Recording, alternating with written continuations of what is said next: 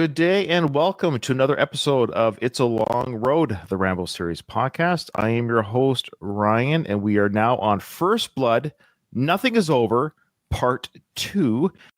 And with me today is a first-time guest, I think a long-time listener of my shows, Simon Drake from Brighton, England. How you doing, Simon? Hello. Thank you for having me on the show. I'm a bit worried that I'm going to be the Speed 2 and the franchise killer of your show. But hey, we got off to a good start, and maybe this is the downhill slope. Who knows? It's fantastic. Stuart, who was our first guest, who was on part 1 of Nothing is Over, he was nervous too because he's never podcasted before. He's never been on the mic. He did a great job. And Simon, I think you'll be just fine. I hope my third guest has a North American accent. This is getting kind of a. I'm just joking. No, I love it, Simon. Before we get started, we'll find out who you are a little bit. I think you listen to the podcast. Is that correct? Correct, yes. I listen to the Rocky and the Rambo podcast and the Frank Stallone on occasion. On occasion, you should be listening to every episode. Come on now. I was all in for a while, and you and the host do an amazing job, but I have to say a little bit of Frank goes a long way for me. So there was definitely a period where I was thinking, oh man, I don't know how you guys do it, because he is pretty repetitious sometimes and pretty hard work sometimes as well. So I did find myself going, I need to take a bit of a break. Really? I wouldn't be surprised if we only had 5 listeners an episode, but we have more than that by far, and it's a real treat to do Frank Stallone. But I get it. That's why Dom, of course, he bowed out. He was having a good time with me. He had a great time covering the Rambo franchise when he came in as a full-time co-host, and I understand it. I guess for me, I'm a sucker or a glutton for punishment. I find Frank Stallone fascinating, but the repetitive is absolutely true, and that's why we only do it once a month, because in fact, at the time of this recording, I think the episode will be out before this episode comes out. Doug and I are recording an episode tomorrow at the time of this recording. And I say this because I was curating his Instagram videos to get prep for the show, because yes, we do prep work here, folks. And there was videos that I just skipped over because it is a lot of the same talking points. Obviously, he's a Trump supporter. That's fine. That's his right. And just it's the same talking points that you can get from any show. And I think Doug even mentioned that Frank doesn't really share anything new. He just parrots what's already been said and just parrots it on his platform. Like, he doesn't say anything really new or brave. But there are some little nuggets of Frankisms that come through. So I encourage you, if you've given up on Frank because you're like Simon, there's too much Frank, come back to take a listen to the newest episode. You might be surprised at the gems we find. Yeah, no, absolutely. But yeah, no, it's great. And all the guests, all the co-hosts that you have, all the work that you do, I really do appreciate, because editing, coordinating, getting the guests, getting the hosts, doing it all, I'm sure it's a lot harder than it looks.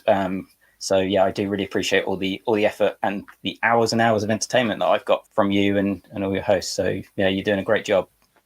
Thanks, brother. I appreciate that. That's very kind of you, and I appreciate all the listeners like Simon. And if you would like to be like Simon and Stuart, all the spots are not filled yet. They're filling up semi-okay, but there's still a few gaping holes, especially for parts 4 and 5 at this point.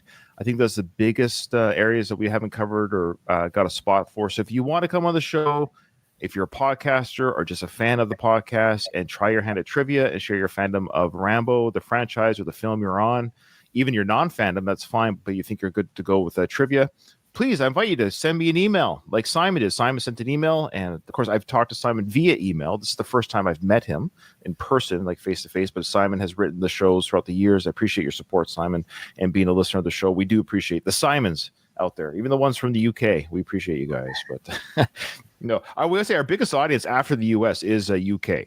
So we really appreciate Okay, so before we get into trivia, what's your overall fandom of Sly? The first time I saw footage from First Blood, I didn't actually see the film for a little bit, but I had a videotape about stunts because I wanted to be a stuntman when I was about 14. I was really into Jackie Chan, and I was training to be a stuntman. So I was doing martial arts, gymnastics and stuff. And I had this video narrated by Christopher Reeve, had interviews with Schwarzenegger, Charlton Heston. Someone's uploaded it onto YouTube. It's called Stunt Wars, Christopher Reeve. And in the pre-DVD days, it had a load of behind-the-scenes footage of Roadhouse, Presidio, the kind of car chase, foot chase in that, and interviews with stuntmen and stuff. And there's a clip about the motorbike and car chase in First Blood.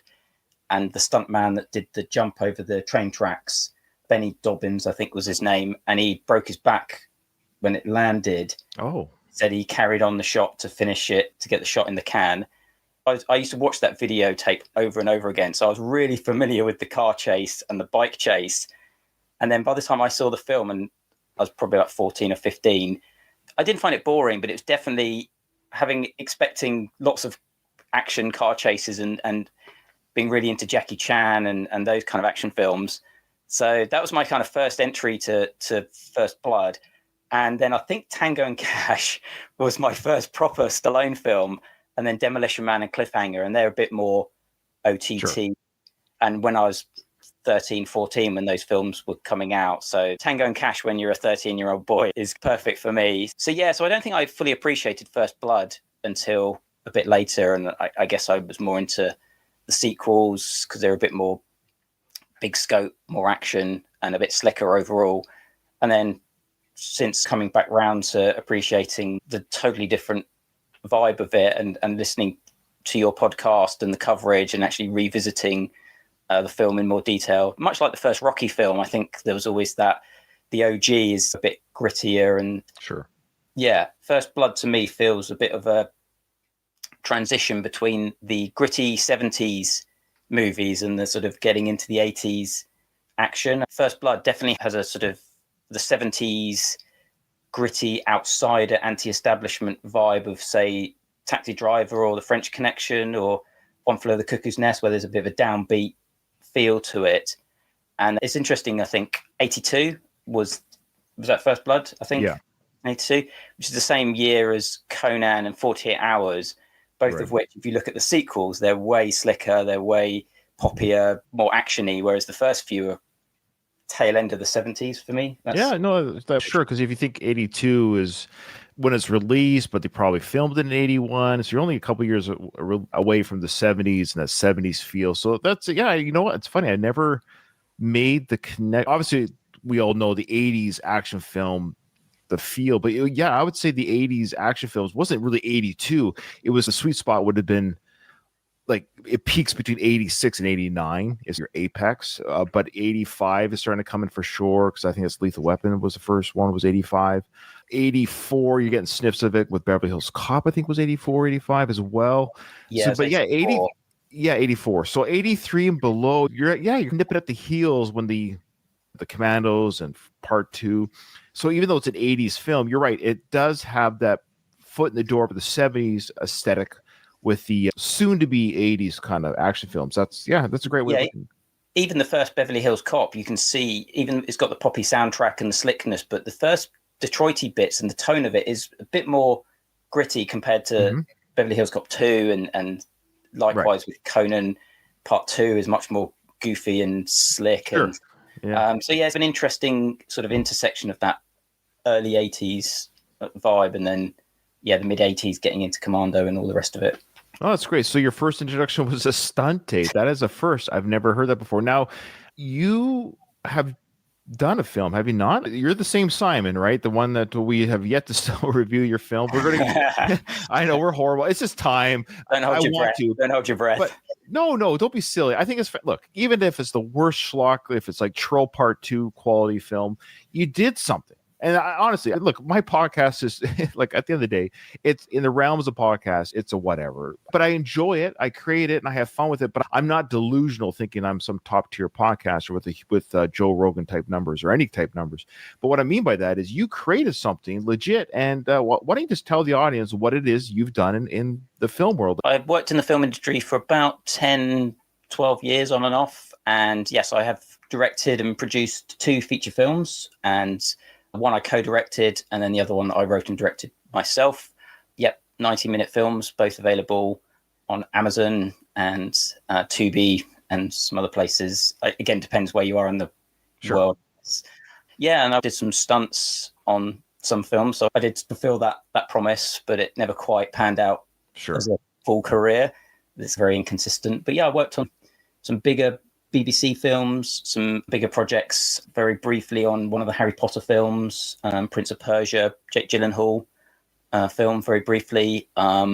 And then, did some stunt work and some weapons advising on a film or two. So, I've done a few bits, but I just never quite made it a tangible career in the stunt thing. I never really was able to do it a little bit, but I never really was in all enough to make it sustainable, really.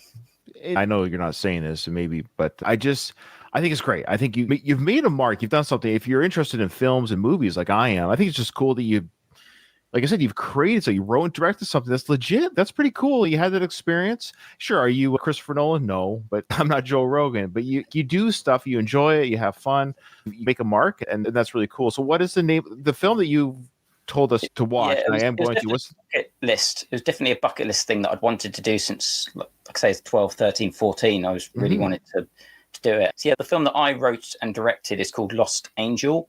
It's a supernatural drama. Probably not for the Rambo crowd. I'm not sure how well that's going to go down. Oh, sure. But it's a slow moving supernatural drama. I wrote and directed, produced that. And before that, I co-directed a zombie film, and that's called Infected Darkest Day. They are what they are.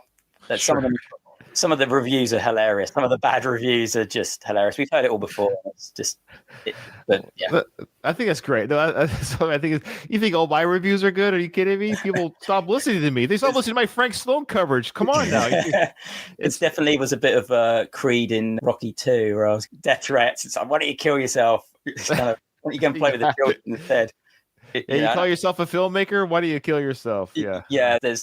We've heard all that stuff, so it is what it is. But hey, we're also not deluded. I know what bits work better than others. You're doing stuff on a shoestring. You don't have the time. But I'm proud of the fact that I got them done. And that's what I'll say to anybody who's made, even if I don't necessarily like the film or like the book that they've written or whatever it is, I'll respect the heck out of it, because it's not easy. It's not easy doing a podcast, doing a movie, doing anything really. So even if it doesn't work for me, I'm way more tolerant of people's low budget efforts. I totally agree. It takes a lot of work to make a bad film.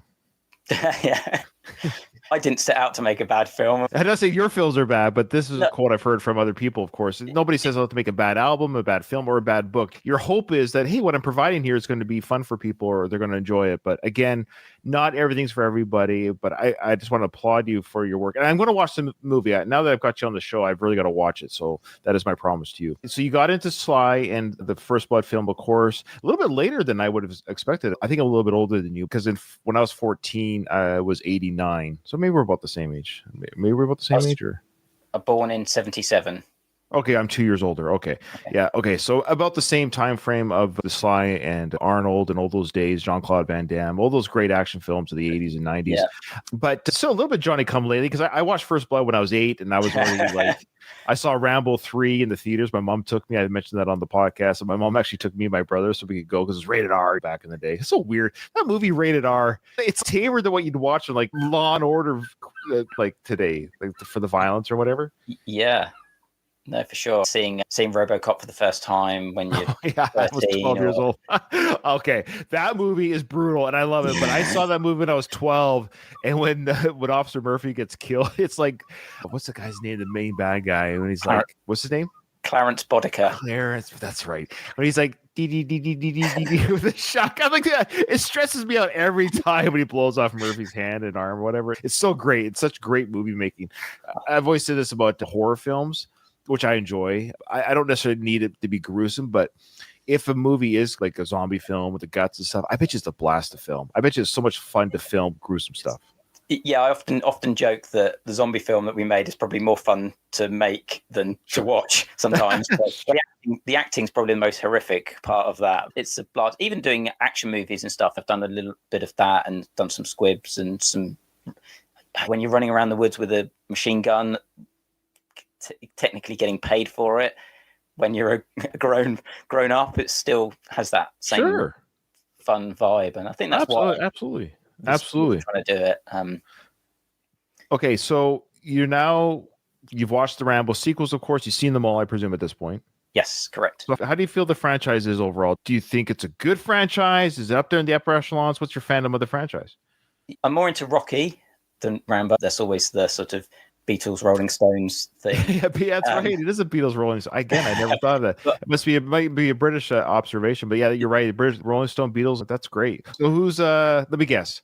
Rolling Stones would be Rambo, and Beatles is Rocky. yeah, I think that's probably a fair comparison. I actually don't mind all of them. Shockingly, even the fifth one, I think has moments. It's an unnecessary sequel. Slightly prefer it than the fourth one because the fourth one is so violent, but there's nothing much else going on.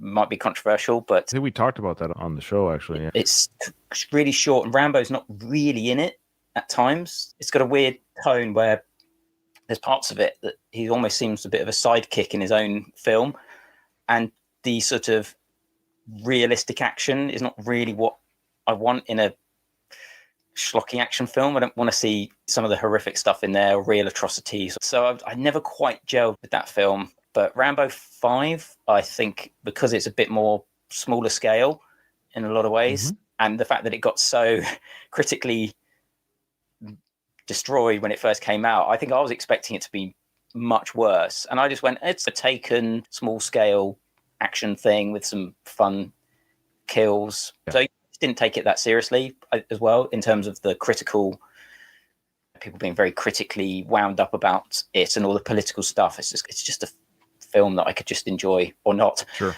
It's definitely one of those franchises that works so well in the 80s, and then you have this big gap, much like Indiana Jones, I don't know, certain franchises exist very well in the 80s.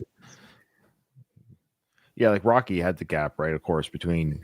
that seemed to evolve, I think, quite well within the different kind of... it did a good job. It did a good job managing the gaps and telling the story within the world of the aging characters. That's great. I've always wondered about that. There are people who, Kyle, my co-host on the One More Round podcast where we cover Rocky, he's not a Rambo fan at all.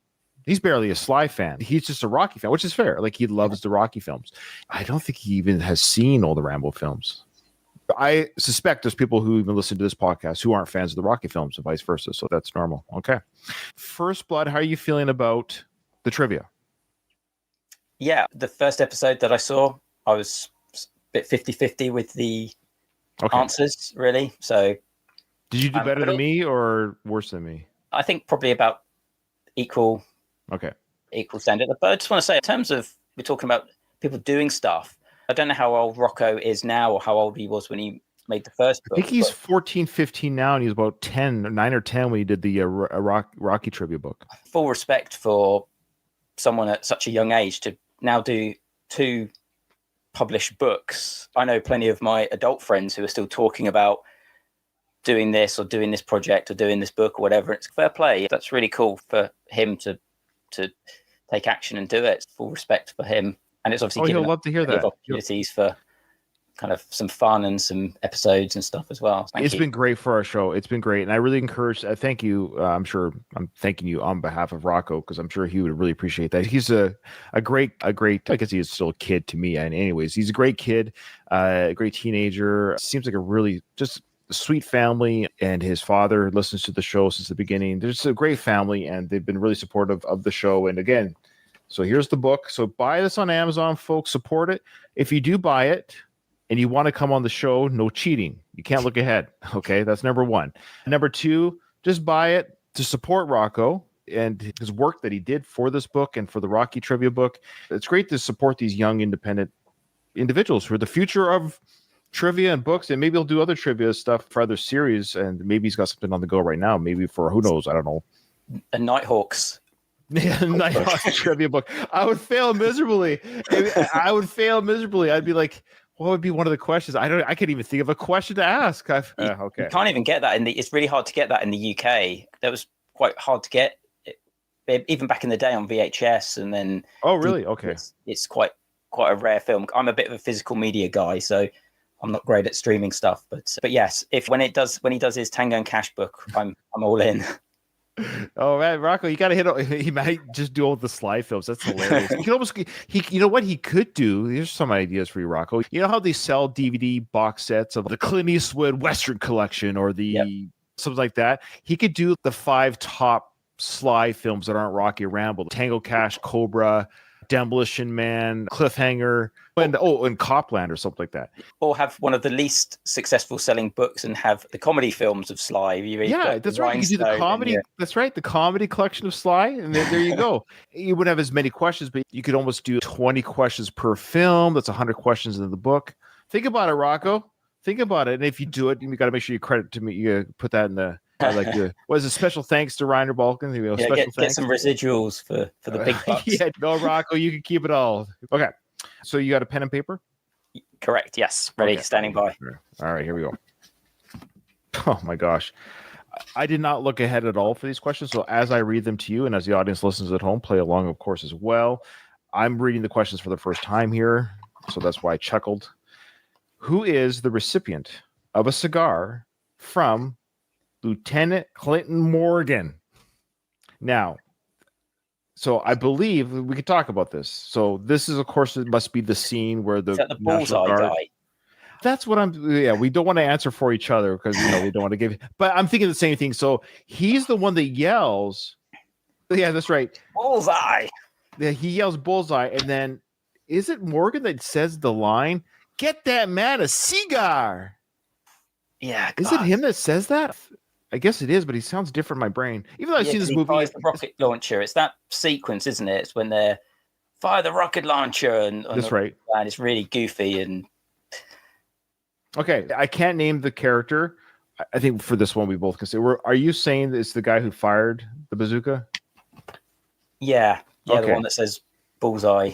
Yeah, that's what I'm going to say too. So this is the only one we'll talk about before we answer, because for what I mean by this is I don't know if that guy has a name or because I haven't seen the answers, of course. So I don't know if Rocco just says bazooka guy. It probably says the guy that shot the bazooka. I don't think he's even named in the movie. Okay. Yeah. Okay. Anyway.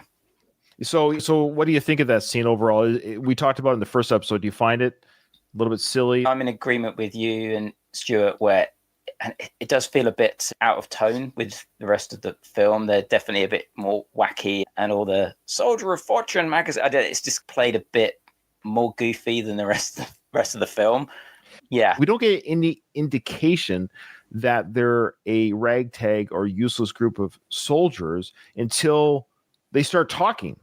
It's almost until they start talking and they're like, "I'm not going in there." If they actually had done some sort of attack formation into the mine and or still blown it up, and they could even act like insubordinate or a little bit like loosey-goosey with their ammunition haul, that would have been okay. But their whole dialogue and the way they acted was like Meatballs. Do you remember that comedy Meatballs with Bill Murray or like Police Academy type humor, which was around that time? It was. We need to have some comic relief in this film, right? But the film doesn't need that. It doesn't need that. And so I agree with Sly. I don't always agree with his retro looks at things, but I agree with him here that I wish they kept the tone serious. These guys were intent on getting Rambo. They might have been a little bit gun happy. That's fine. They might have been a little bit shoot to kill before shoot now, ask questions later, because this is the first time they've seen action maybe. So maybe they're really excited to see action. Maybe that would have been the one thing. They could have been excited and inexperienced, but the goofy and silly is one thing. Excited and experienced would have been an interesting angle, but not goofy and silly.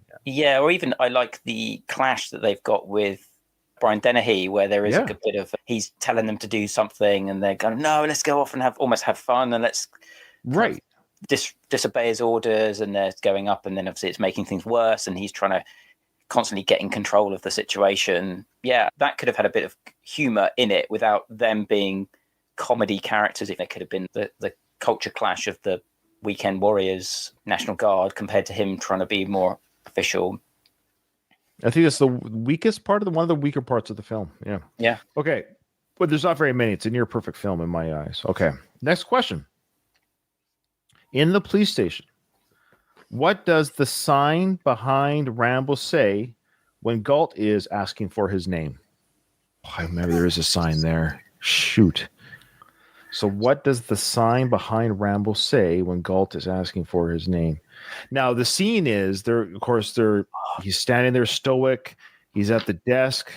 Galt's like, "You'll tell me your name," and smack it out of you type dialogue. Yes. And there's the overshot behind him. There's the door that leads downstairs that they're going to walk down. So they open that door, and I believe there is a sign there.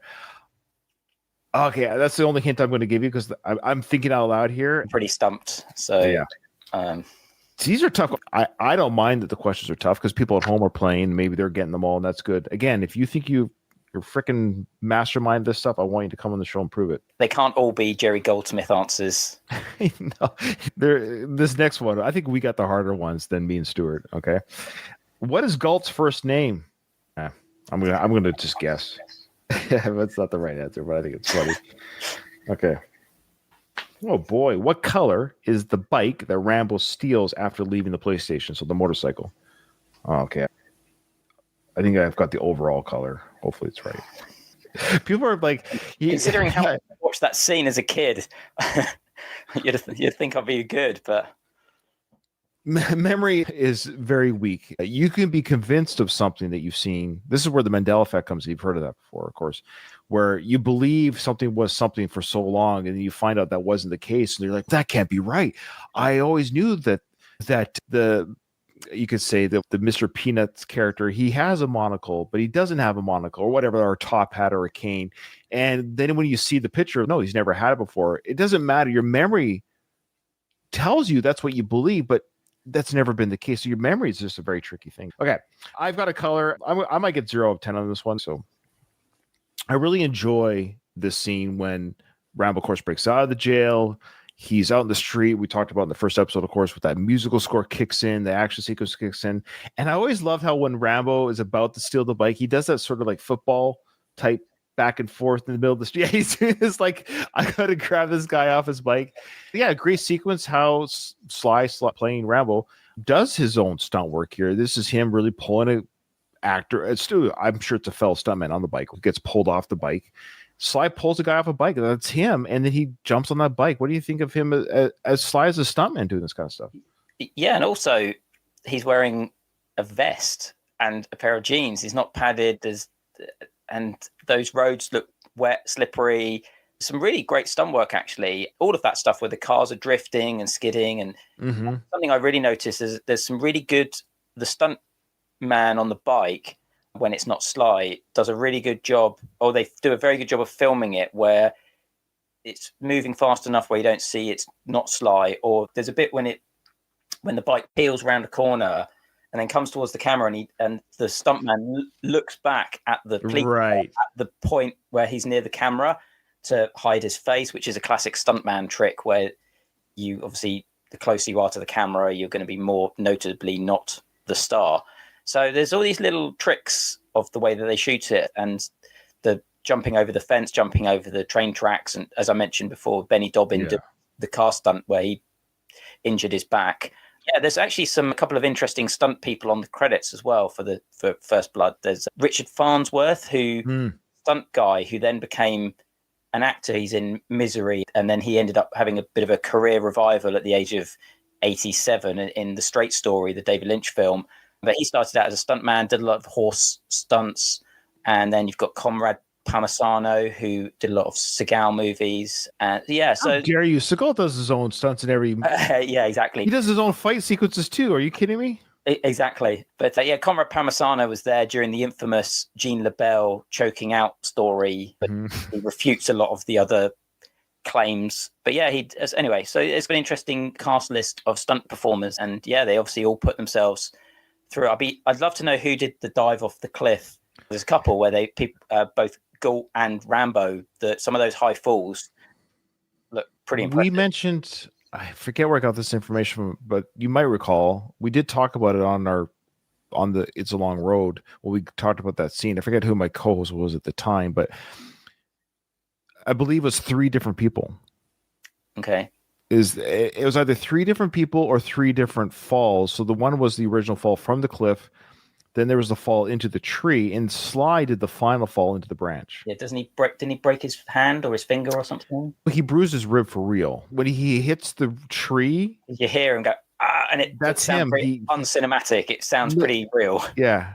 So Sly, that's what I mean. He landed in that now. They didn't talk about that great stunt work of it looks like Sly all the way through. I think it's 3 different people. Correct me if I'm wrong, Rambo nerds. but I'm 99% sure that last shot is Sly. There's no CGI. That's him hitting the tree. I don't know how he fell into it, but maybe he just literally dropped from the one branch to the next. But he hits the branch and he bruised his rib in the process, for real. Wow. I wonder if Farnsworth was one of the high fall guys, because I know when he did westerns, he'd do a lot of off the balloon high fall. So maybe. Yeah, that's a great fall. But that cliff fall is so well done. The way the arms are flailing and the body pivots. Yeah, the way it pivots and just, it's a great stunt. This is what I love about pre-CGI stunt work, guys. It's just, you see the real body fall. It's just something about that. And of course, he's lining up what I presume would be the big air. Pretty big air mattress or boxes, couple boxes. It's the other one that. He better have a lot of boxes from that height. Yeah, no, for sure. It's great, and also because it's not a dummy, because there's the physicality of the arms moving and stuff. Oh, you can always tell the dummy flailing. So it's always the legs and the arms that go really wide. The Fugitive being as much as I love that film, the dummy going off the dam a little bit goofy. That's true. That's where CGI kind of does help. It's okay. We add a couple arms and legs to the dummy falling over. This looks a little Okay, I never even considered this question, so I don't know if it's a trick question. True or false, is Troutman a smoker? I didn't think he ever smoked. So if you ask me who smokes in the film, I don't even remember anyone smoking. I'm sure there is somebody smoking. In the bar? That's the only thing, is when he's having his drink in the bar. Is the only... I don't recall any smoking even in the bar from any characters. Yeah. Yep. How many police dogs do they have? Okay. I even said the number in part 1. What was that guy's name who had the dogs? Walt? Not Walt. Oh no, maybe this is a question. Orville, wasn't it? Orville, you're right. That is the name of the guy. And the dogs are called, again, Thunder and Hooch are the other two. Oh, they had names? Oh shit, yeah. Oh, I'm not supposed to. Sorry. Oh well. Hey, you can cut out the swears. Sorry. No, you can swear. Don't worry about it.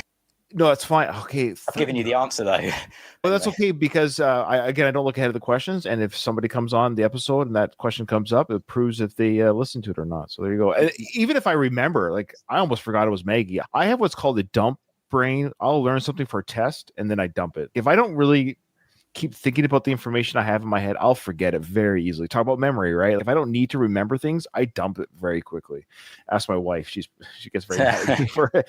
I told you, like, oh shoot, I'm sorry, I didn't deem that important enough to keep my memory bank. I apologize. You're commanding officer, and yeah. Oh, trust me. How many people does this? Finally, I get one. How many people does Rambo kill in the movie? Okay. I don't think it's a trick question. If he's going to be technical about it, like, I have my answer, but we'll see what Rocco says and why. Okay. This is an interesting thing. For the longest time, I used to think Teasel was actually killed at the end of the film, because the way he gets shot through the glass ceiling, and yes, he gets shot up the legs, but even it's not clear, like, it's only his legs that got blown to pieces, and then he falls through.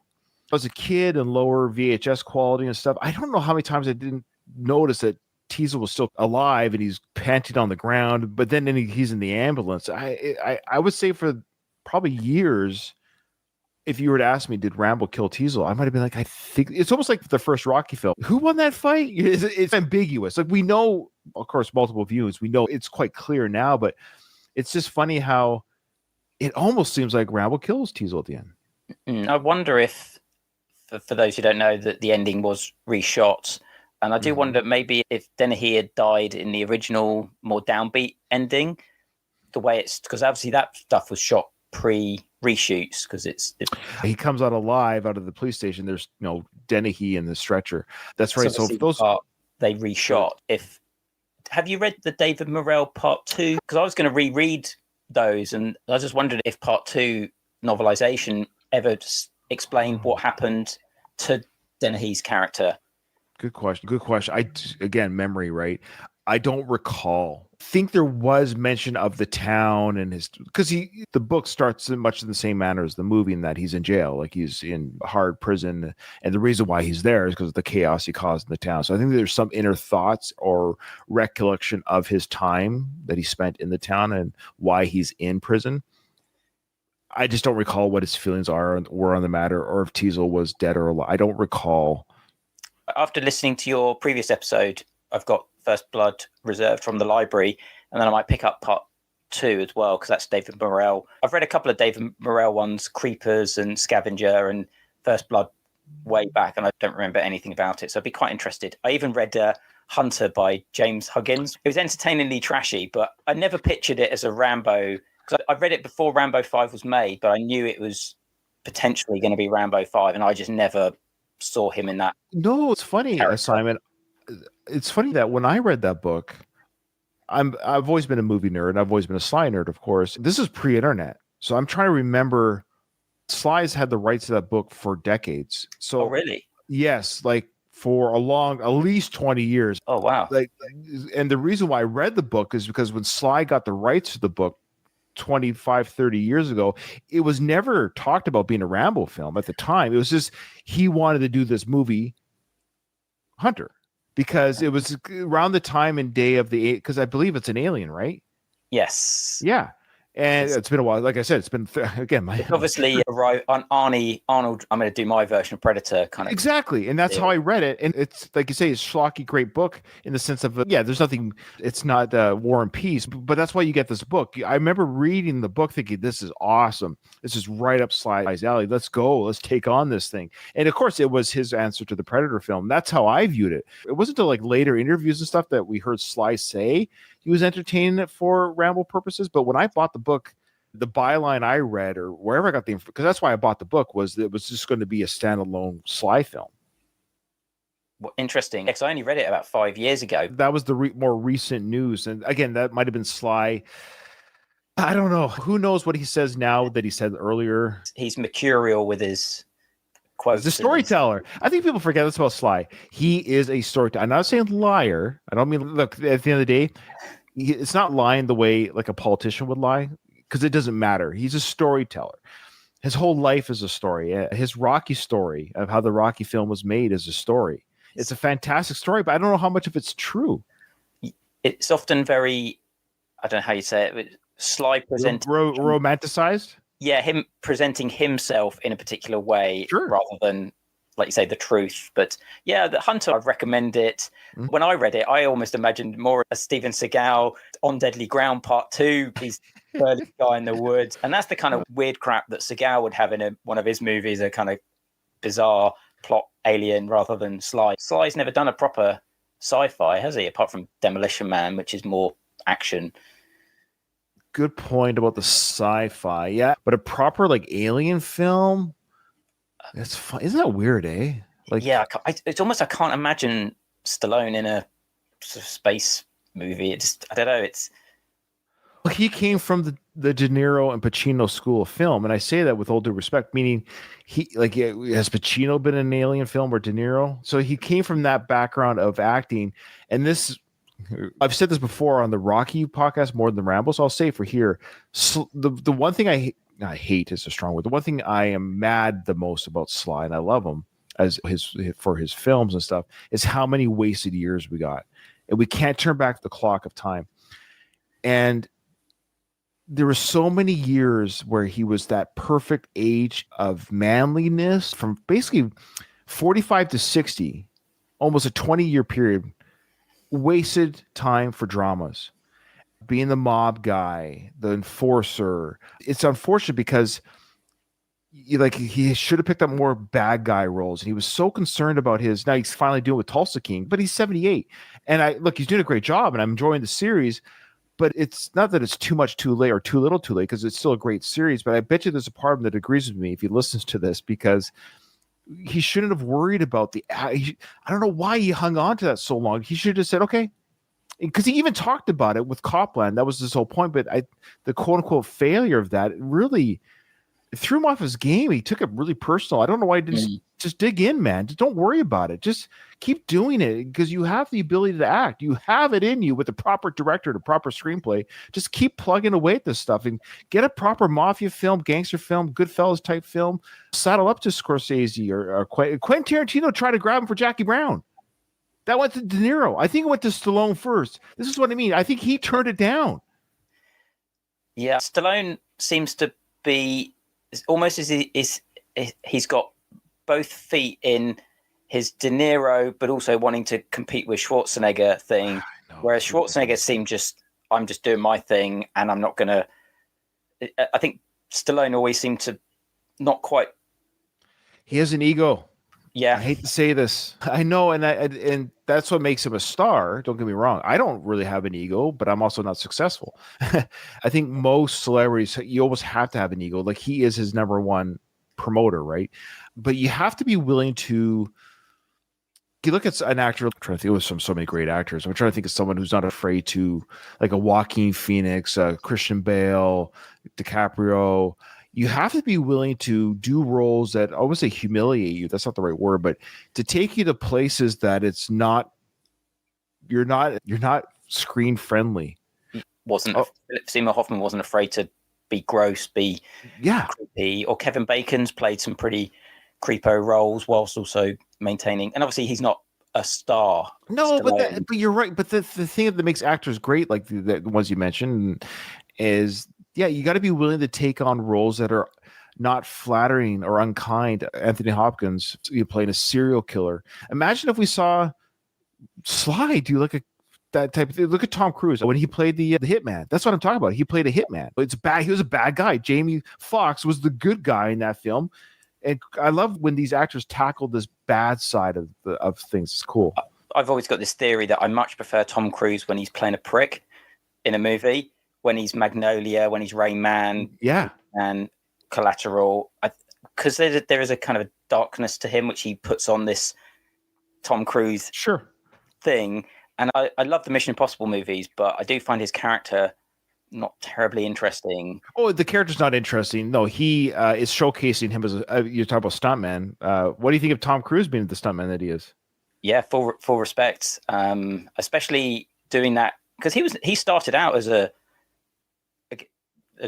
legit actor. He was working in Coppola films. Obviously, Top Gun was an action film, but he was doing Born on the 4th of July, again playing not a particularly nice character. Rain Man. He was challenging himself and then got into the action stuff a bit later on and really has now doubled down on that. He just does franchise movies now. And I think it's a shame. I agree with you about that, but I believe right now he's got a couple in the can. A big director he's working with, a big one. I'll have to Google it later. Is it the guy that did The Revenant? Is it? I think so. Yeah. The Revenant director. Yeah, I like when Cruise has challenged himself with those things. Like you're saying, a bit as if Stallone should have done, where he was in Color of Money with Scorsese, he was Michael Mann with Collateral. He's picking directors like DiCaprio, where they go for the cream of the crop. But the whole Stallone-Schwarzenegger thing, I think Schwarzenegger has less of an ego because he started out being directed by other people, didn't write his own projects, but he picked really good projects. He had a very good quality control for projects and directors and wasn't afraid to let Cameron mold him, wasn't afraid to let John McTiernan mold him into their films rather than Stallone obviously writes. He was directing most of the films in the 80s, even unofficially, the Rambos and stuff. So I do also think that has an effect on his control. Well, it's ego. Again, it's ego because he, for him, it was a big deal to put on 40 pounds for Copland, which is really, he looked like just your average American. I know it's big for him. I get that, but I hate to say so what, but he did great. But that's the thing. He showcased that he can do it. I've always said this about Copland, that the biggest problem with Copland, he was just surrounded by too many good actors that he was on even keel with. Again, he was great, but so was Harvey Keitel. So was De Niro. You blew it. You blew it. Like, that's just like, all these great actors in this film, and Sly was one of them. But that's what I mean. He should have just kept doing it. Don't be afraid to stop doing what you just showed us. But he's that didn't work out. Now I got to go do. What was it? What was the next film? It was some sort of attempt at another action film. It's just the Detox, or it was around that. Yeah, that's what I mean. Okay. Do you reckon he doesn't like being in ensembles, where you mentioned Jackie Brown and he turned that down? Obviously, Copland was an ensemble, and he maybe got a little bit lost in the reeds. I think he has a hard time letting people tell him how to be. So Quentin Tarantino, it's his script. Sly writes a lot of his own dialogue. Again, that's fine. That's just who he is. That's how he is. If he's in a band, he writes his own solos. He doesn't want anyone writing them for him. So I get it. So he's like a solo act in the movie. So he really wants to control his dialogue. And I think with Quentin Tarantino film, it ain't your dialogue, Sly. And he is beholden to every word that is he going to tell Quentin how to write it better? Maybe there's a part of him. I don't know. I don't know. I don't know what he was thinking. Yeah, well, I think he said, I think officially, you know what? It's coming back to me now. I think he mentioned officially at that time, he said this, I think it was because his daughters were younger then. I think he was worried about, that's such a weird excuse. Your kids are going to be 18 one day, so who cares? Yeah, you could say that about anybody that's in horror movies but I don't know. Yeah, again, he's got his, and I know around that period he had his entourage and he had all this kind of guys around him and all of that jazz. But anyway. All right. What is the amount? I'll be surprised if we get 2 out of 10 on this. What is the amount of the fine that Rambo needs to pay? I have an answer, but I don't think it's right. The amount as in... The scene was, they're down getting the fingerprints. He's going into court. Oh, okay. So Teasel's down there. So we got to dress you up really good, make you look pretty, because there's an X number of dollars that you have to pay, and I don't think you can, looking at you type dialogue. Oh, okay. Yeah, okay. Now, why don't we do this for me and you? Because we're sucking today. Whoever's the closest. Now, you can go over or under. Doesn't matter. So mathematically, who is the closest to the answer? Okay, yeah. You think we're tough. What about wait till you get in front of that judge or whatever? That's right. All right. In order. Oh, come on, Rocco. Throw us a bone here, man. Okay. In order, Rocco. Come on, in order. Identify all the members of the Baker team. Why can't he just say identify the members of the Baker team? In order. Oh, wow. Okay. Okay. I'm going to do an executive order here. Sorry, Rocco. It's my show. Just identify as many members as you can for the Baker team. Okay. My memory's terrible. I don't think I get one name. All I know is they're all dead. That's all I know. Yeah, even the one he's gone to see, the mum. Oh. And of course, he tells the whole story. Remember. Oh, okay. I can get one name for that story at the end. Do you reckon it's the scene when he's ranting to Troutman, or is it the scene when he's... Yes, I'm speaking about the end scene because I think he names one of the Baker team in that monologue. I'm having a hard time remember any of the names is what I'm getting at, but you're right. He mentions that name. He mentions the name at the beginning of the film when he's going to the house to visit his last surviving, what he thinks is... He lists them there, I think, as well. But then you're right. It's the radio call is when Troutman's talking to Rambo for the first time, and Rambo says, they're all dead. I've gone to look for them, but they're all dead. The war took them before they even knew it. Something like that. And because Troutman was asking, like, what about so-and-so? They're all dead. He named them. Yeah, okay. I'm an idiot. People are listening to this thinking, you guys suck. Well, I know. I got one name. Whoever gets the most names gets the point. How's that sound? Okay. But if you'll probably beat because I only have one name. I don't know if it's right. Who was the guy at the beginning? Okay, here's a question for you. Who was that woman to that guy? Was that his mom or was that his wife? I always took it as the mum. Okay, me too. Or the mom, as you would say. No, I'm a Canadian. We say mom. Okay. Yeah, I always took it as his mom, and just the way that it's a really good performance, but it's really interesting the way she's talking about how he was lost loads of weight and she was basically lifting him into bed or the bath. Yeah, the way she does the clothesline, it's great acting. Yeah, and she's almost really, much like Rambo, really just shut down with it. But yeah, I always took that as the mom, and there's kids running around in the background. Maybe the kids were really young. That's the thing. But if you think if this war happened and if he went there at 18, it's possible. Like he goes to the war at 18, comes back, he's no older than 23, 22.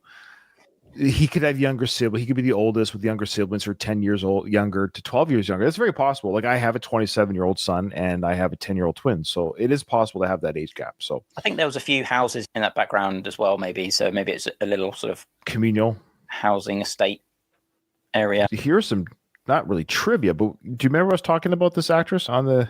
Isn't she really hard to find? No one knows her. She's not. Nobody knows who she is. It legit... This is bigger than who shot JFK. I'm not even joking. If you ask me who shot JFK, get that information, or who is this actress, like nobody can identify her. Somebody has to know who she is. She was on screen. Ted Kotcheff directed her. She had lines with Sly. She had a roll call. What do you call it? When they have call sheet. call sheet. Thank you. When you have a call sheet, like you're on the set today, delivering your life. You had to sit in the makeup chair. Who is she? How did she end up there? Who is she? Sorry, people are probably saying, "Well, guys, look it up on IMDb." No, you can't even look her up. She's not listed as a character or an actress on IMDb. Did you notice there's another now famous Canadian actor credited on First Blood? His credit. I don't know who he is in the film, other than what his credit is. But I noticed. Just give me a hint. But I'm trying to. He played JFK, where you mentioned JFK. Oh, Bruce Greenwood? Yeah. He's credited at the end of First Blood as one of the National Guard people, I think. Oh, he's one of the guardsmen? Yeah, I think he's just number 3 or whatever. But when I was going through the credits, and I was going, because he's Canadian actor, he's in The Sweet Hereafter, which is a really great Canadian film, and he's obviously been in 13 Days and great film. Other stuff. Yeah, he's a great actor. He's a great actor. Yeah, so it must have been one of his really early gigs because he's pretty much uncredited extra. That's hilarious, Bruce Greenwood. Okay. All right. So again, internet sleuths, if you listen to the show, I don't know what I would give you. I would give you a big fat kiss or blow your head off. All right. Last question. Rambo, true or false? Rambo steals one of the policeman's jacket. Oh, finally, I get one. Okay. I don't think steal's the right word. I think looting is a better word. Yeah. Looting. You know, that cop doesn't need it. Galt doesn't need it anymore. Okay. This is going to be terrible, but here we go. People at home are dying for the answers. I am too. Okay. Question 1. Who is the recipient of a cigar from Lieutenant Clinton Morgan? Morgan. I got to get back to the pharmacy or whatever. Yeah, that's right. I'm saying cigar guy. Sorry, bazooka guy. You're saying bazooka guy? I said, yeah, or bullseye guy. Yeah, bullseye guy. Oh, he did name the character, and that's right. I remember the name now. When I give you the name, you'll be like, is it going to be a moment? Yeah, Earl. Oh, okay. I told you, memory's a tricky thing. Now that you've been shown the name, your memory's, yeah, you knew that, you idiot. Of course, I hear the dialogue now. Earl. Okay. Who's got the rocket launcher? I do. Come here, Earl. Woo! Yeah! Woo-ah! Give that man a cigar! Okay, we did not get a point. So I'm just got to make sure I keep my score here. These are legit harder than the first 10. In the police station, what does the sign behind Rambo say when Galt is asking for his name? I don't remember what it said exactly, but I think it had something to do with locking up the ammunition locker when you're done. Okay. Yeah. I remember there was a sign on the front door of the police station that said something about kind of keep your eyes out for burglary or something. But I think it's supposed to be where Sly is by the desk. Because remember, the ammunition locker is next to him. Yeah. Drawing a blank. Don't be nice to me just because it's me, but it's leave firearms in lockers when entering cell area. Oh. I think that's close enough with what you're saying about locking guns, locking them up. I didn't remember the word, but I knew it was firearm safety to some degree. You're going to give that to me, audience? Yeah. Okay. All right. If people at home are mad about that, let me know and I'll take the point off. But for now, I've given it. Okay. What is Galt's first name? What did you put? I've got Art. Put it down, God damn it. Art, what the hell is going on down here? Oh, nothing I can't handle. You're right. Without even me looking, I believe you're. See, memory. This episode should be called Memory. I remember it being Art Galt is a really bizarre. It doesn't roll off the tongue particularly well. You know what I put? Go for it. I got a couple of the letters. It was in my brain somewhere. I put Larry. Larry. Okay. Yeah, Art or Arthur. Good job. He's a great movie prick. Fantastic. He's so good at it. He's so good at that role. As an actor, it must be so much fun to play the bad guy. That's why you see a lot of these actors why is he always the bad guy? Maybe because they have fun doing it. Yeah, and often they say that the bad guy is normally the instigator of the whole plot. So they drive most films. The plot is put in motion by the villain or the antagonist normally, so that they do have a little bit more oomph to push the story along, whereas the goodie has to be a bit more reactive to stuff. Right. What color is the bike that Rambo steals after leaving the police station? What did you put? I've got yellowy brown. It's okay. Autumn colors, but it's covered in mud. I wish you asked me what color is Rocky's bike. It's the Italian stallion, gold and black. I put white. Oh my Okay. gosh. It's red. What the Red? hell? It's red. All right. I So thought it's definitely not, it's definitely not. Sorry, go ahead.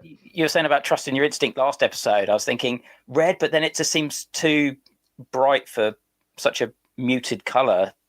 But maybe it's covered in I mud. think it's that grainy film, but now that I'm looking back again, memory. I gotta stop saying that, but for some reason today's episode is just brought to you by memory. Now that I see Brought to you by the dementia. yeah, brought to you by dementia, exactly. I'm seeing the color of the bike in my head now. It's yeah, okay. That's what's fantastic about the brain. I can picture a white motorcycle just as easily as I can picture a red one now. Isn't that weird? Okay. True or false? Is this a trick question? Is Troutman a smoker? True or false? Now, I don't remember him smoking, but I said false. I've gone true just because for the gamble. But That why is he asking? maybe he stood outside the tent smoking in the background. It could be random. Did he have a smoke at the bar? You're right about the bar. Did he have a smoke next to him? And I just didn't catch it because it wasn't in his mouth, but maybe it was in the ashtray. I would have probably said no, but I just thought, you know what? I'm going to throw it out there. Oh, true. He's smoking at the bar when he's talking to Teasel. Was he smoking? I don't. Or what? Okay. For those who don't know, after we record, I edit in the visual answers if it's a visual. So you'll see it on the YouTube channel. Obviously, if it's audio, you'll hear the audio answers on your podcast feed. But for like the last episode, there was the Christmas question. I actually showed the Christmas pictures. So I show the proof, or you hear the proof when we do these questions. So on the YouTube channel, you'll see me now post him smoking. It says here he's smoking at the bar. Rocco, I trust you. What is wrong with me today? I don't remember him smoking. I remember him drinking, and fun enough, it's a random tangent, but just reminded me of that scene and the scene when he turns up in the tent. Movie extras where they actually look like they're doing stuff. Sometimes you just see people awkwardly walking in the background. And I know I've done that in my films or sometimes, I don't know, I think Ted Kochev seemed to be very good at just getting a lot of background detail. All those people in the bar, it looks very full. And then all the National Guard stuff, there's loads of people on the bridge in the background, people moving in and out of the frame. It looks really full, and they get a lot of production value out of all of the extras. And that's not easy to do, because sometimes we've seen films where something about it just looks a bit cheap, or just looks a bit, people look a bit awkwardly placed in the background. And this looks very organic. And I thought that bar scene really stood out for, it's a bit of a nothing scene. It's people sat in a bar, but it had a lot of detail, a lot of people, loads of people in that bar. It's probably a real bar with real people. I wouldn't be surprised. I understand a lot of people from Hope, British Columbia. They were just there in the film and stuff. So it's probably, I think they really did hang out at that bar, is my understanding. Okay, so he's smoking at the bar when he's talking. Okay. I think we both got this one. How many police dogs do the police have? We said 3. We both 3, got that. yeah. But it's funny that you said those names, because Rocco, when he asked the question, it's right here, I can look at it. Name one of the police dogs that is trying to locate Rambo in the forest. He only wrote Maggie as an answer. Okay. Yeah, so you're even going above and beyond Rocco. You're saying the other 2 are named. Thunder and Hooch, I think, were the other 2. Because if you had been on episode 1, you would have said Thunder and Hooch, and then you might not even got the answer, because Maggie is the only answer that Rocco provides, is what I'm saying. Yeah, I think that's the last one that gets killed. But I'm sure, because I remember thinking it sounds a bit similar to Turner and Hooch, which is why. Yeah. Interesting. Okay. How many people does Rambo kill in the movie? Now, we did say 1. Now, he didn't intend to kill Galt. He threw the rock, which caused the kill, but still, it was Rambo's actions that caused the fall. Let's see what Rocco says. 1. There you go. Okay. He does say it was accidental, or you could call it manslaughter, when he throws a rock at the helicopter. Yep, good. Okay, good. I thought Rocco was like, I see Rocco go 0. He only just F over Ryan on his show. Okay. What is the amount of the fine that Rambo needs to pay? What did you put? I've put $200. Oh, this is gonna be close, because I put 175. So I think I might have won, because I don't think it was over 200. Okay. Oh, see, this just proves that I don't cheat as I talk out of my ass. It was 250. Now listen, hard ass. As things stand right now, you're facing the ass end of a 90-day incarceration plus a $250 fine, which you don't look to me like you can pay. At 10 o'clock tomorrow morning, you're going up in front of that judge. And you think we're tough. All right. There you go. So you got the point for that. Give yourself a point because I said whoever's closest. I thought for sure it was under 200. Okay. That's a pretty hefty fine because that was 1982. So that's $500-$600 today. Yeah, for not really doing anything. As he Yeah, keeps for saying, for having long not hair. leaving town. Yeah, for having long hair and not leaving town. Okay. Now we took out the word in order, Rocco. I'm sorry, but for Simon and I today, we're doing. Can I have a crack Identify at as- the order? Can I give it a go? Oh yeah, please go ahead. So I've got Delmar, Danforth, Yes. Brosnan, Westmore, Ortega. Wow. Brosnan or I put Brosnan. Charlie. Charlie wasn't one of them? Was it Charlie? They're the one they're trying to get in the bush, Oh. aren't they? That's right. They're trying to kill Charlie. Okay, I'm an idiot. So let me put down. I got 0 on that one. Let's see how close you get. Covey leader to identify Baker T. Rambo, Mesner, Ortega, Coletta, Jorgensen, Danforth, Barry, Krakauer. Confirmed. Oh, okay. Which ones did you get? So I Out got of that. Danforth, Yep. Ortega, and Delmar Berry. So I put Delmar, but it's Berry is the same person. So you got 3. You definitely get the point. Whoever got the most gets. So give yourself a point. I put Charlie. So Charlie's not right. Is that what you're saying? But who did he say in that end monologue? Who was the name that who gets his legs blown off? I'm sure that's Westmore. I'm sure Westmore Oh. and Bronson when he's on the radio to Troutman as well. But And of course, we both got the last one. Does he steal the jacket? Yes, of course. yes, which is a nice movie touch where people that leave guns behind or don't take ammo in movies bugs me. When they shoot a gun and then just throw it away when it's run out of bullets, and I'm always thinking those guns are expensive. Oh, what a journey. That was fun. At the end of the day, 5, it's just 7. fun doing it. It's not about the well, I say that as the loser in every round. It's not about 7 the out of points. 10. 7 out of 10. You got 7? Yeah, that's right. Oh, 1, man. 2, 3, 4, 7. Yeah. Isn't it ironic that the host of the show is the worst player of it? I literally have covered these movies scene by scene, talking about things. The But, ultimate underdog. Oh, I'm not coming back from this. That's great. I love it. I'm glad the guests are doing well. So far, you're killing me. I forgot to write down Stuart's answer. I just sent him a message before the start of the show to give me his score. So we'll do a tally at the end of First Blood. We only got 2 more episodes, and we're done First Blood, and then we'll move on to part 2. But with that, Simon, this has been an absolute blast and pleasure. Thank you so much for coming on the show, for sharing your thoughts on the Rambo, on Sly, on movies, your background on films. I know you already plugged the films that you've worked on. Is there anything else you want to plug or share before we hang up this radio call? I'm like Frank Stallone. I've got nothing else going on. Ooh. I'm not on social media or anything, but so I don't really have anything else to plug. But if you want to check out the 2 films that I directed, be very interested to hear people's thoughts, good, bad. Otherwise, I'm always happy to chat about them, or sometimes the making of stories are more interesting than the films themselves. But otherwise, yeah, it's been a real pleasure being on. Thank you so much for giving me the time and the space to chat about a really great film. It's been fun. Thank you, Simon. It's been fantastic. You're a great guy. So far, we're 2 for 2 with my listeners. They're fantastic individuals. We'll see if the third one measures up as well. I don't know. We're off to a pretty strong start here, guys. So if you've already assigned yourself to come on the show and you're seeing these incredible guests, if you don't think you measure up, you could bow out. I won't name you on the air. No, I'm just teasing. With that, though, Simon, this episode is over. Nothing is over. Nothing. You don't just turn it off.